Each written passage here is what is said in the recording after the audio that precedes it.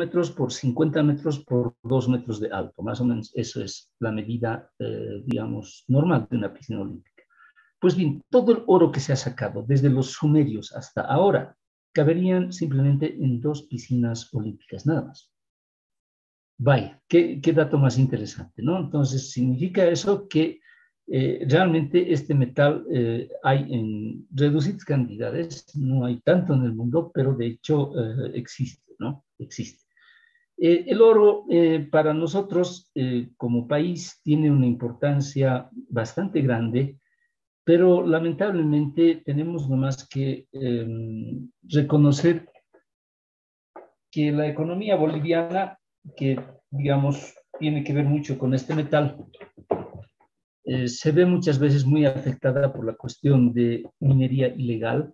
Seguramente ustedes se han dado cuenta que hace muy poco tiempo se estaba hablando que en el Madivia empresas mineras explotan oro, etc. Son trabajos mineros que nadie controla, utilizan mercurio para poder sacar oro. El efecto del mercurio es muy contaminante y bueno, mata a los animales, contamina el agua, la tierra, pero a nadie le interesa, ¿no? Eso para el minero boliviano, en especial para el cooperativista que ha logrado conseguirse una mina de oro, le estará valiendo 3 pitos lo que destroza, lo que deshace. Lo importante es que pueda sacar su metal, ¿no? Eso es una pena, pero la verdad es así como funciona. Bien, muchos de ustedes se preguntarán, ¿cuál es la relación del mercurio con el oro? Bueno, pues miren, la verdad es que es un proceso muy sencillo. Si ustedes tienen, digamos, un balde, ¿no? Por así decirles, y en este balde, supónganse que ustedes tienen material de una mina que tiene oro. O sea, es arena, digamos, ¿no? En esta arena, entonces, hay pequeñas partículas de oro y que es bastante difícil de sacar de manera mecánica, ¿no? Por lo general el oro es pequeño. Entonces, cuando ustedes le echan un poco de mercurio aquí, y el mercurio es líquido, digamos, 1 litro de mercurio, el mercurio empieza a formar una bola que se llama amalgama y el oro se va adhiriendo al mercurio. ¿Se dan cuenta? O sea, este mercurio que ustedes le han echado, básicamente va chupando el oro que tiene. Si todo esto ustedes lo mueven, esta bola de mercurio se va a mover por todo el material de arena que ustedes tienen y va a recolectar todo el oro que hay allá. Al final, cuando ya estén ustedes, digamos, conscientes que han lavado todo el oro, que han recolectado todas las partículas pequeñas, el mercurio, que tiene una densidad muy elevada, se va al fondo en una especie de bola. No sé si alguna de ustedes han masticado coca. Cuando terminan de hacerlo sale una bola, ¿no? Por eso se llama bolear, creo. Entonces es una bola que se obtiene de mercurio, pero con oro dentro. Esta bola de mercurio se saca y, bueno, la práctica de mucha gente que realmente no tiene ninguna compasión por el medio ambiente es agarrar una sartén, por ejemplo, ponerle fuego, poner la bola de mercurio aquí, el mercurio se evapora y lo único que queda es oro. O sea, este es un caso muy extremo, ¿no? Realmente de total irreverencia a la naturaleza. Muchos mineros también tratan de volver a reutilizar su mercurio y lo que hacen es exprimirlo con una media o con algún tipo de textil, cosa de que el mercurio salga, o sea, lo exprimen así básicamente, y lo que queda son las partículas de oro que, bueno, eso sí, después se lleva a un proceso de fundición y se puede obtener un pequeño lingotito, ¿no? Ese es entonces el rol del mercurio en el oro y lamentablemente esta práctica, o sea, utilizar mercurio para sacar oro, es una de las prácticas más antiguas que hay y está prohibida en la mayoría de los países. En el nuestro también está prohibido, pero como les digo, les vale. Vayan ustedes por la calle Buenos Aires, hay una calle que se llama La Chorolque, donde se manejan las grandes fortunas mineras del país, o sea, de esta parte por lo menos, y ahí van a ver, ¿no? Vendo mercurio peruano, chileno, cualquier cantidad y pueden comprarse mercurio como les dé la gana y cuanto les dé la gana. Lamentablemente vivimos en un país semisalvaje todavía y estas prácticas son muy detestables, pero bueno, ¿qué podemos hacer? Bolivia produce muchísimo oro, muchachos. Nosotros tenemos harta cantidad de oro. Lamentablemente, ese dinero no paga impuestos. Hace unos 2 meses creo que vi una noticia que a un minero lo habían baleado y le habían robado creo que 5 millones de bolivianos, así que lo manejaba en su maletín. Es esa, ¿no? La salvajidad en la que nosotros vivimos y en la que la minería nuestra del oro vive. Realmente es algo muy, muy despreciable, pero eso es verdad. Bien, otro de los metales que también entra a este grupo y para nosotros es también muy interesante es la plata. La historia de la plata es también impresionante,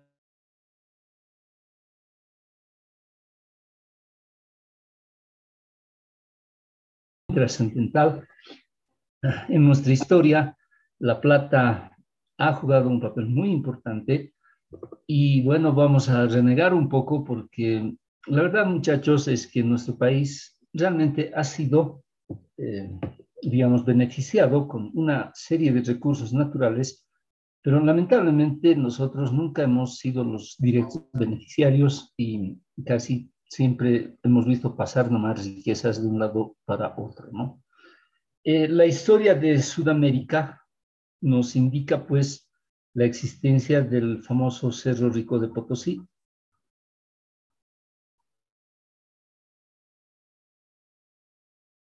Bien, este cerro fue descubierto de manera casual hace más de unos 500 años y bueno, fíjense, esta cifra es escalofriante, ¿no? 500 años.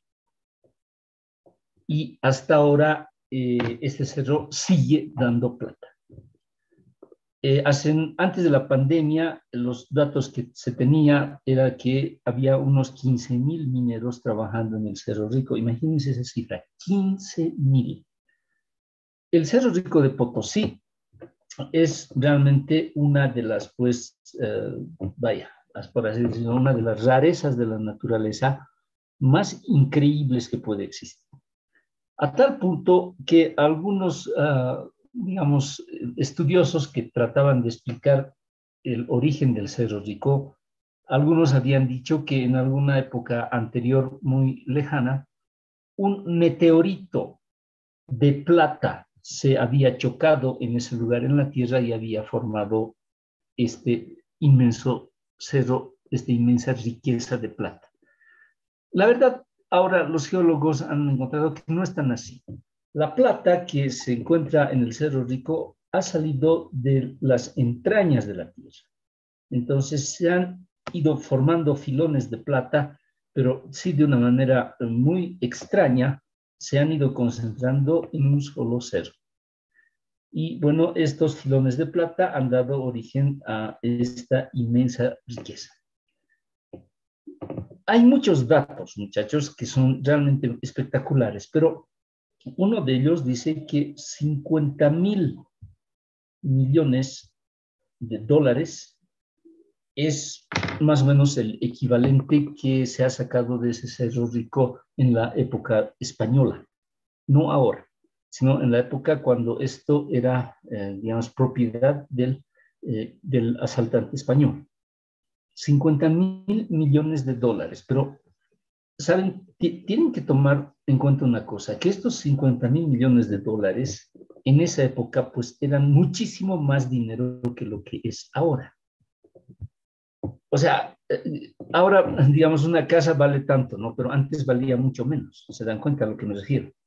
O sea, este dinero que se ha logrado sacar del Cerro Rico de Potosí ha sido tan importante para Europa que algunos economistas, y no sin algún tipo de base, digamos, clara, indica que básicamente si no hubiera sido el Cerro Rico de Potosí, Europa no se hubiera desarrollado como lo ha ido haciendo, digamos, en los últimos siglos. ¿Por qué, digamos, esa afirmación medio exagerada parece, ¿no? Pero a ver, pónganse a pensar en una situación.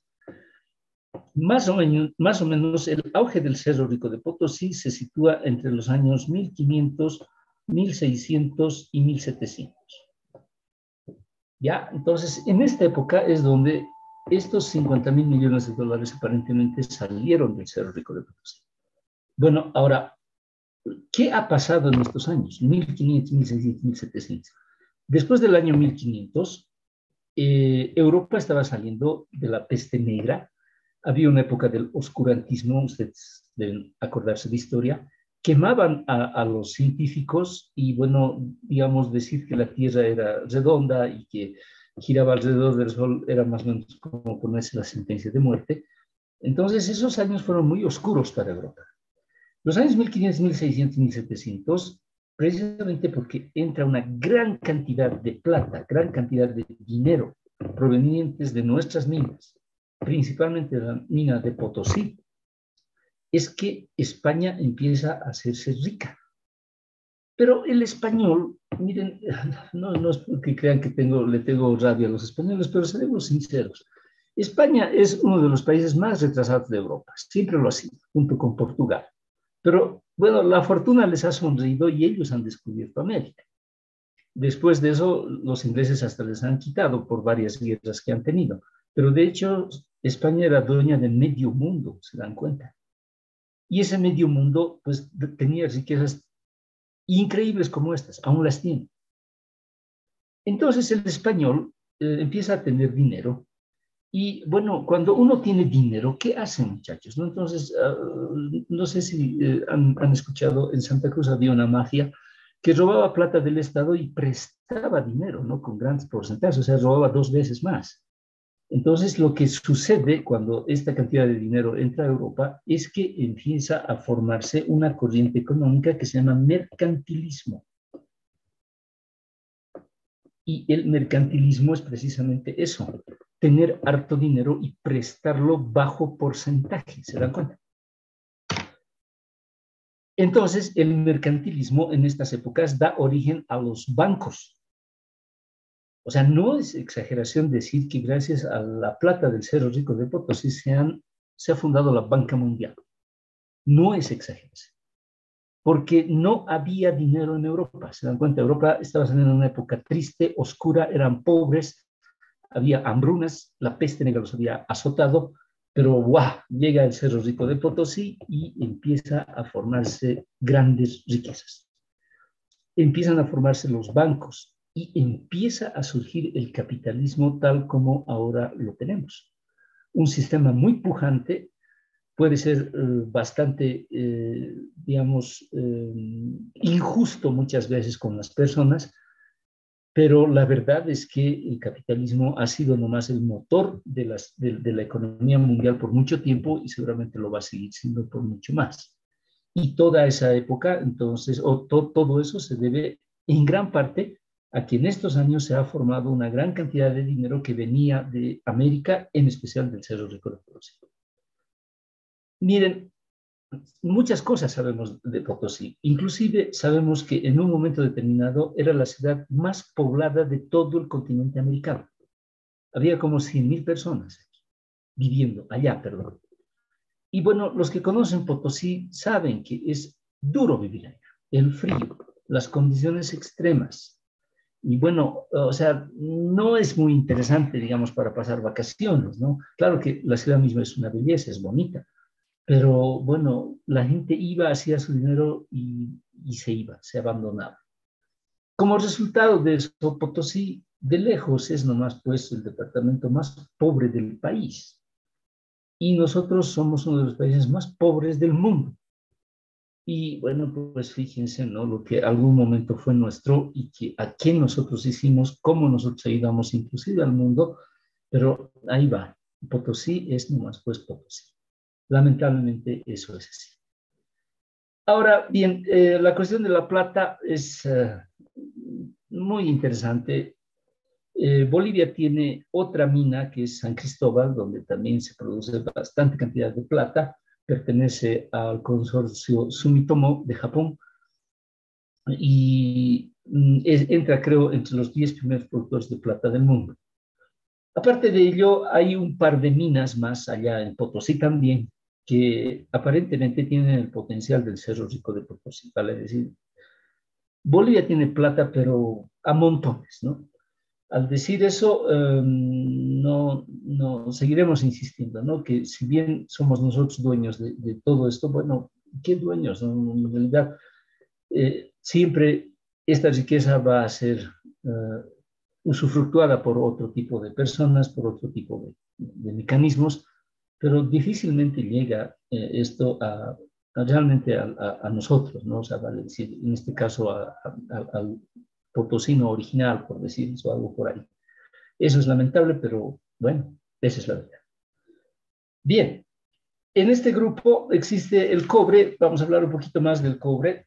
Eh, Como se habrán dado cuenta, estamos poniendo mucho énfasis en lo que es el país con relación a esto. Pero la verdad, hablando del cobre, nuevamente vamos a llorar un poco porque el cobre también tiene una historia amarga para nosotros, ¿no? Si ustedes un poco se ubican, digamos, esta es nuestra amada Bolivia y aquí está nuestro archienemigo Chile.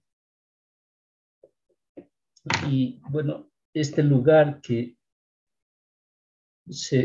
nos arrebataron en la Guerra del Pacífico era el departamento de Atacama para nosotros.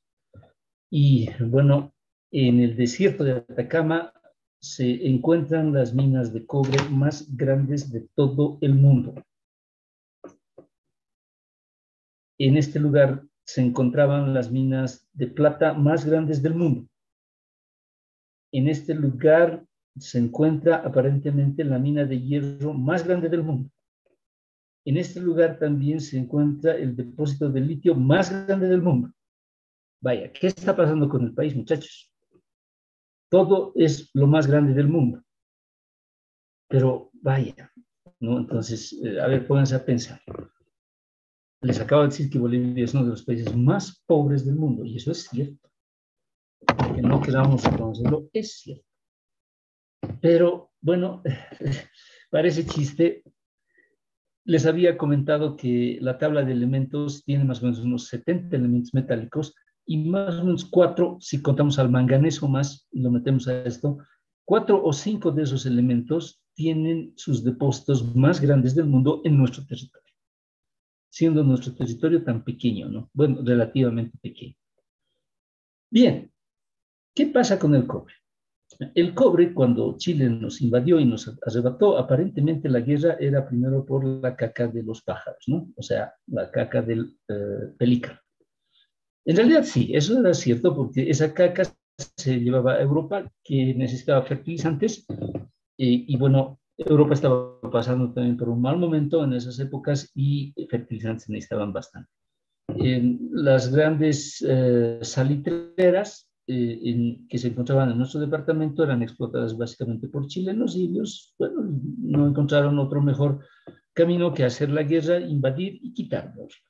Bien, cuando nos quitaron esto, el año 1879, se sabía que había minas de cobre en el desierto de Atacama. Pero el cobre para esas veces no era un material muy requerido. Es lógico. El cobre ha ido teniendo gran importancia cuando ha empezado el boom de la electricidad. Ahí sí, el cobre subió tremendamente de precio y ya su uso fue, digamos, una exigencia mundial, pero de primer nivel. Entonces es ahí donde Chile, más o menos miren cómo es, ¿no? La electricidad se empezó a utilizar en grandes cantidades precisamente en los años 1880, 1890, inmediatamente después de la Guerra del Pacífico. Entonces es ahí donde Chile, gracias a las minas, principalmente la mina de Chuquicamata, que se encuentra en el desierto de Atacama y que era nuestra mina, es así que en esa época Chile empieza a potenciarse. Chile ha sido un país muy pobre hasta ese entonces. Tenía así mucha gente extranjera, en especial inglesa, que había llegado en especial al sur del país, porque en el sur del país Chile tiene bastantes bosques muy parecidos a Europa, Y bueno, parece que les caía muy bien, en especial, bueno, después de la Segunda Guerra Mundial, muchos alemanes incluso se fueron allá, pero la verdad que esto es que estos lugares eran atractivos para ellos, tal vez para ocultarse de sus sociedades o tal vez para poder realizar algún tipo de actividad económica que era bastante magra, ¿no?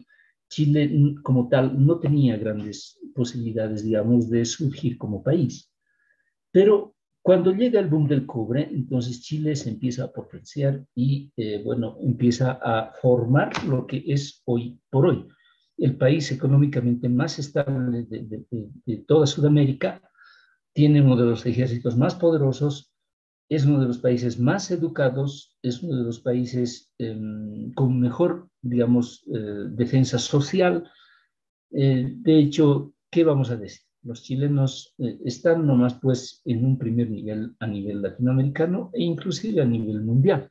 Les recuerdo que ellos estaban liderando los países que han vacunado a su gente contra la pandemia, siendo inclusive así que Chile no produce sus vacunas, sino que, bueno, lo hizo tan bien que logró conseguir la cantidad necesaria para poderse situar en ese lugar.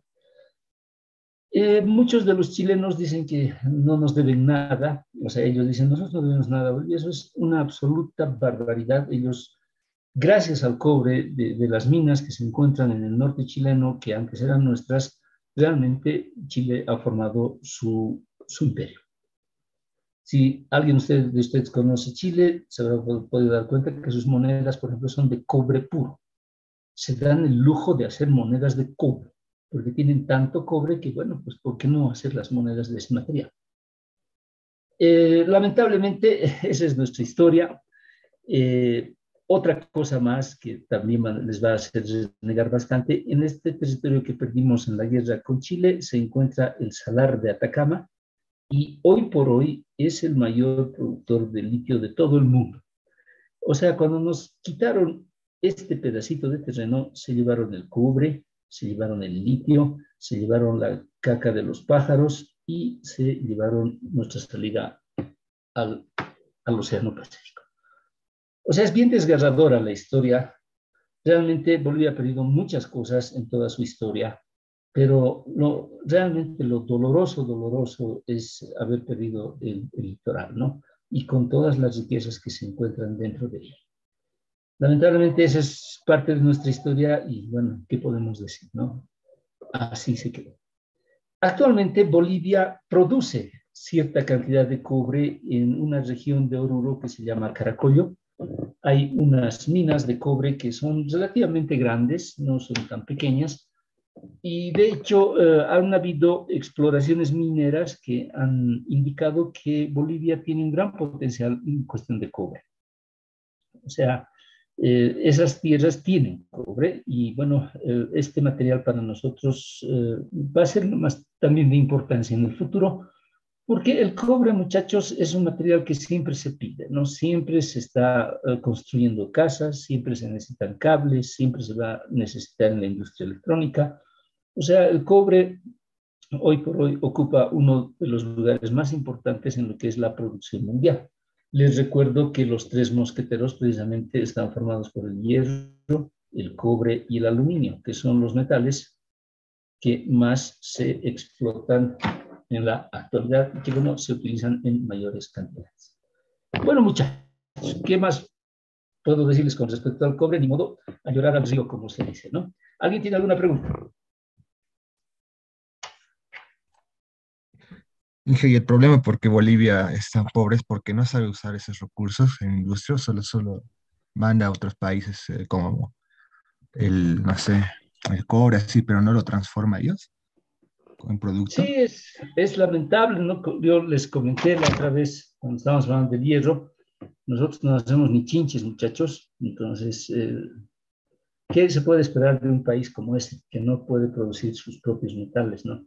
De hecho, llamarlo país resulta hasta un poco embarazoso porque no corresponde.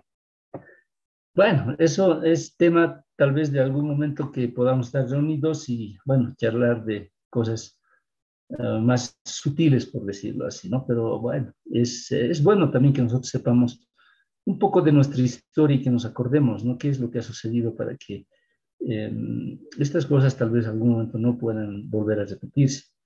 Ustedes son jóvenes y básicamente el futuro del país está en manos de ustedes, muchachos. Por eso creo que la labor de nuestra como sus profes es también tratarles de imbuir estas cosas, porque un pueblo que no se acuerda de su pasado no tiene futuro, chicos, y eso es cierto. Tenemos que saber comprender lo que ha sucedido con nosotros para que podamos enfrentar un futuro tal vez mejor, ¿no?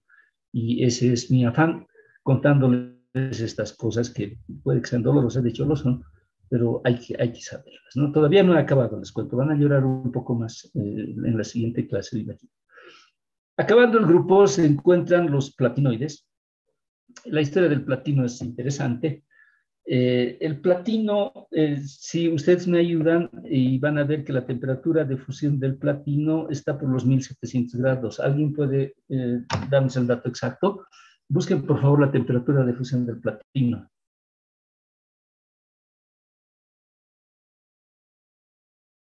De mí es 1769, Inge. Sí, eso es, 1769 grados. Bien, si usted se acuerda, la temperatura de fusión del hierro es 1539, o sea, el platino está muy por encima del hierro para fundirse. Al grupo de los platinoides pertenecen el paladio, pertenece un metal que es absolutamente fabuloso, que se llama osmio. El osmio es 50 veces más caro que el oro. Es el metal más caro que hay. El osmio es un material que se utiliza, se está empezando ahora a utilizar un poco en joyería. O sea, los ricos del mundo tienen anillos de osmio, por ejemplo, ¿no? O sea, es un metal realmente fabuloso, muy raro y extremadamente caro. En cuestiones de técnica se utiliza mucho en los reactores nucleares, más que todo porque tiene unas propiedades fantásticas, ¿no? Ante la radiación atómica. Bueno, el osmio es parte de los platinoides, pero como su nombre lo indica, los platinoides se caracterizan más que todo por el platino. La historia del platino es bien interesante. No se lo conocía al platino hace mucho. Fue Lavoisier, creo que les comenté, el que logró aislar al platino mediante el uso de lentes solares, o sea, de lupas, para poderlo fundir. ¿Por qué su nombre, platino? Bien, si alguien de ustedes un poco trata de preguntarse, podrán darse cuenta que esto viene de la plata. ¿Ya? Sí, efectivamente son parecidos. ¿Qué sucede? Cuando el español llega, otra vez vamos a trabajar contra los españoles, encuentra que una tribu colombiana tenía unas caretas hechas aparentemente de plata. Muy bonitas las caretas. Pero bueno, como al español le valía tres pitos la cuestión artística, lo que ellos querían era simplemente plata y mandarla a su España. Ellos agarraban pues obras de arte que los aborígenes, nuestros antiguos, hacían aquí y los fundían en forma de lingotes para poderlo enviar de manera más práctica hacia España. O sea, no van a estar ellos pues mandando, digamos, adornos, peines, etcétera, todo lo que nosotros utilizábamos y lo que nos gustaba hacer de estos metales. No, ellos agarraban y lo fundían. Bueno, pues sucede que cuando agarraban plata, agarraron unas caretas que no eran de plata, sino eran de platino. O sea, es increíble cómo esa civilización colombiana ya en ese entonces manejaba al platino. Es un misterio hasta ahora cómo ellos fundían el platino y lo manejaban. Es una especie de, ¿cómo les podría decir? Una de las cosas más intrigantes que existe en la historia de Sudamérica, cómo estas tribus colombianas manejaban el platino y, bueno, lo manejaban de una, digamos, de una manera muy efectiva. Acabo de decirles que la temperatura de fundición del platino está por los 1769 grados. ¿Cómo ellos podrían haber hecho ese tipo de cosas? No se sabe. Entonces el español agarraba el platino y decía, bueno, esto es plata, ¿no? O sea, son muy parecidos en forma externa y trataban de fundirlo. La plata se funde a 1000 grados. O sea, la diferencia entre la plata y el platino en términos de temperatura de fusión son casi 800 grados. Entonces la plata lógicamente se fundía fácil en hornos, digamos, a leña. 1000 grados no es muy difícil de obtener. pero ya no se puede obtener 1800 grados de manera tan sencilla. Entonces los españoles veían que estas caretas nunca se llegaban a fundirse y renegaban. Decían, ¿qué es este material que no puede fundirse? Entonces lo llamaron con desprecio platino. O sea, como para decir, esto quisiera que sea plata, pero no lo es. En su ignorancia, no sabían lógicamente que estaban agarrando en sus manos uno de los metales más bellos que hay, que tienen las mejores propiedades y es equivalente al oro.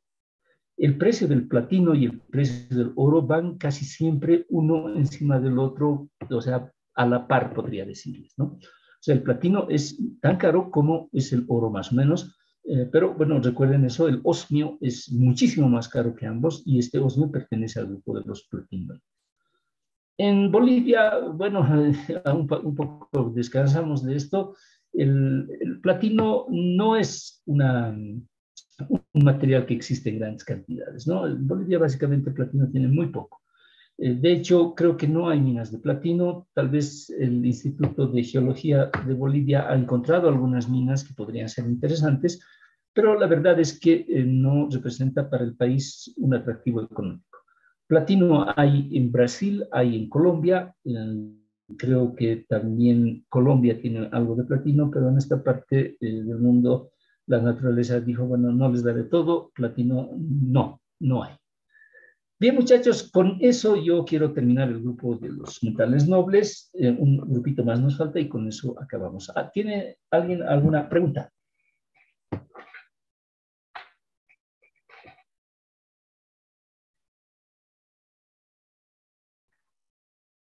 No hay.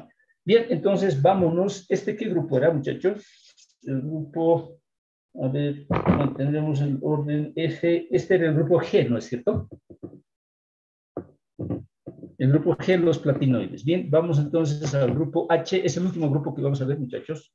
Con eso acabamos el tema. Ojalá que sea hoy día. El grupo H tiene un nombre medio largo. Metales fácilmente fusibles.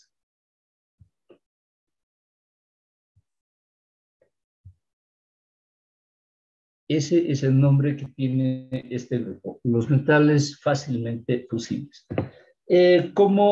Digamos, esta clasificación que estamos haciendo utiliza metales base, o sea, metales de referencia. La referencia para este grupo es el aluminio. El aluminio tiene una temperatura de fusión que es igual a los 660 grados centígrados. El aluminio es uno de los metales más utilizados hoy. Es un metal muy apreciado y el grupo de los fácilmente fusibles nos indica a todos los metales que tienen la temperatura de fusión menor a 660 grados. Ahorita vamos a ver quiénes son. Previo a ello, quiero darles unas breves palabras sobre el aluminio.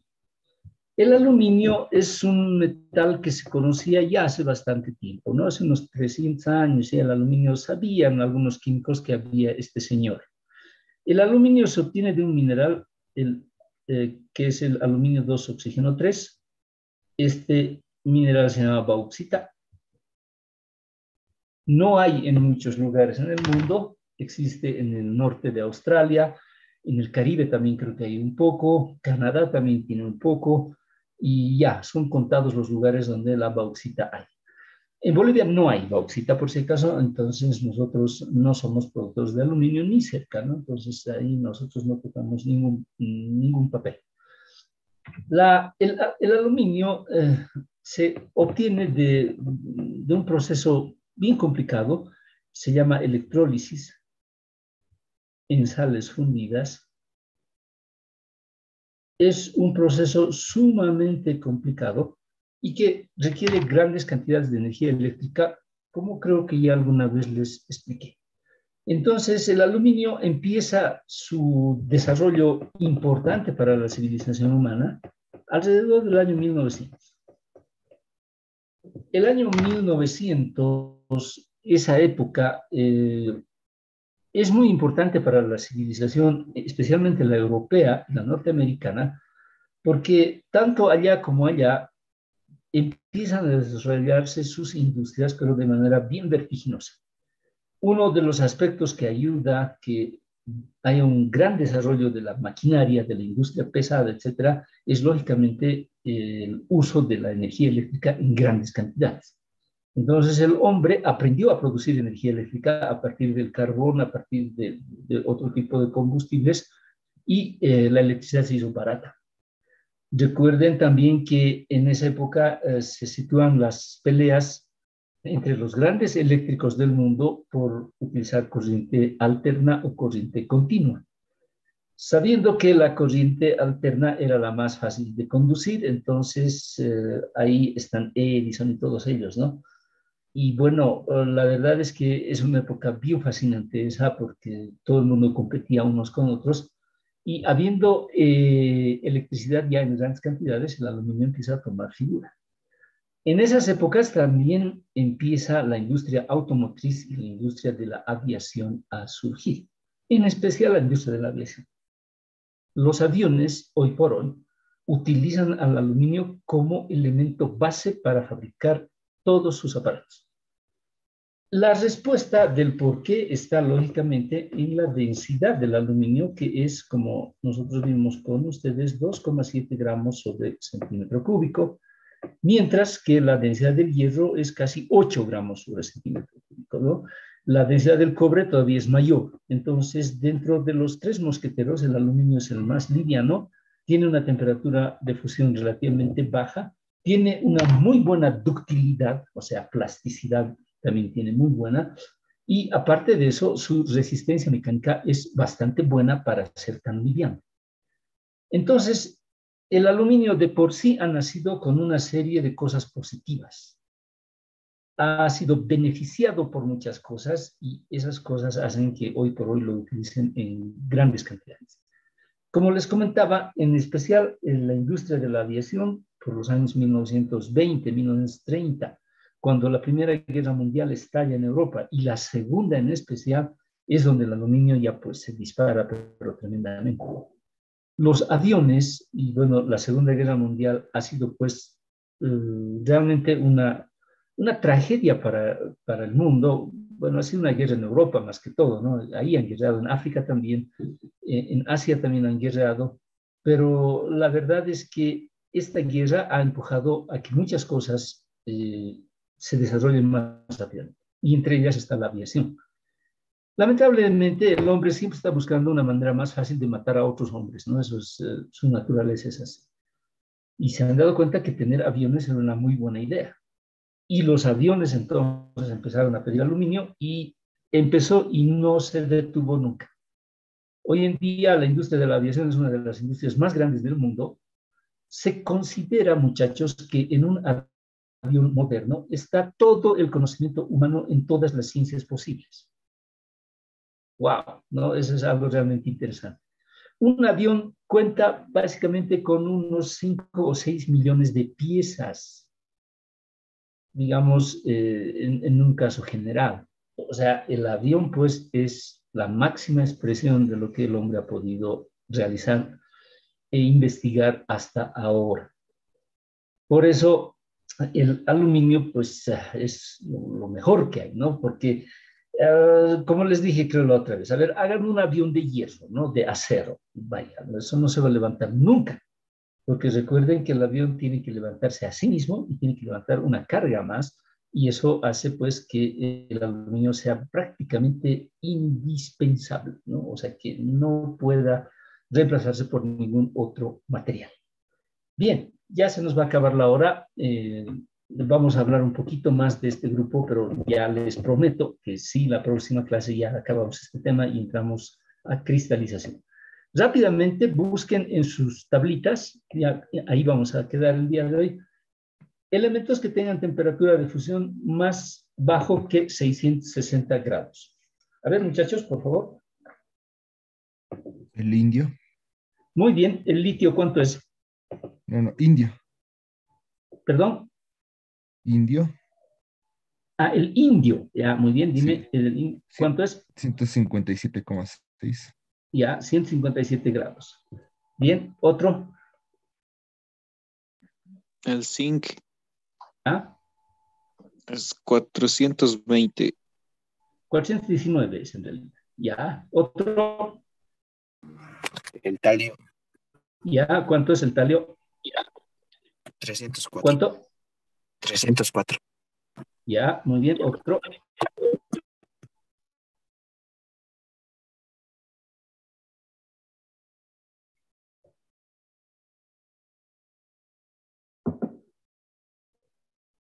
Vamos, El estaño.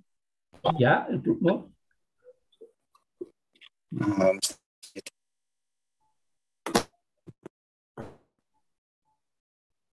Bien, el plomo, muchachos. 327. Ya. El estaño.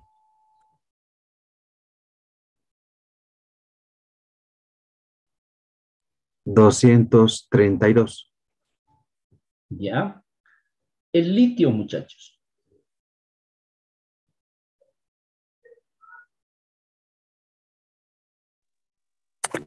180,7. Ya, 181. Bien, entonces, a ver, la temperatura del magnesio.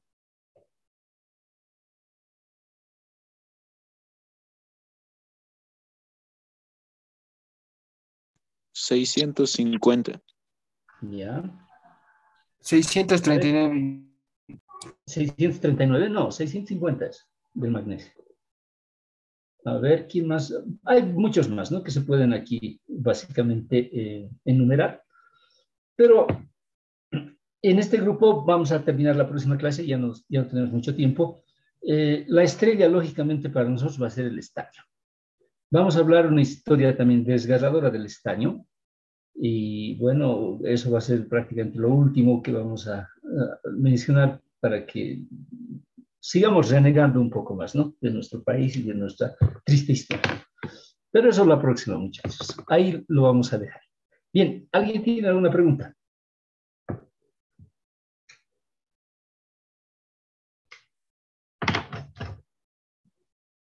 Ya, compañeros, entonces, por favor, el día viernes no se atrasen porque vamos a ingresar al laboratorio y después el instituto se va a cerrar.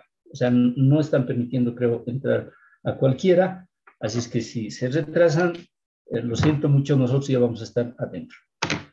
También les recuerdo que es absolutamente necesario que estén presentes en los laboratorios para que se les pueda considerar la nota de ese laboratorio. Si no están en el laboratorio, ¿cómo me van a presentar un informe? No, no tiene sentido. Entonces, van a perder el laboratorio si es que ustedes no vienen. Y recuerden, vamos a hacer unos 6 laboratorios, 5 o 6, no más, por cuestiones de pandemia y todo lo demás. Así es que si alguna persona ha perdido unos 2 laboratorios, eso significa que va a tener más que repetir el curso, muchachos, así es que tomen en serio la asistencia. Bien, ¿alguien tiene alguna pregunta?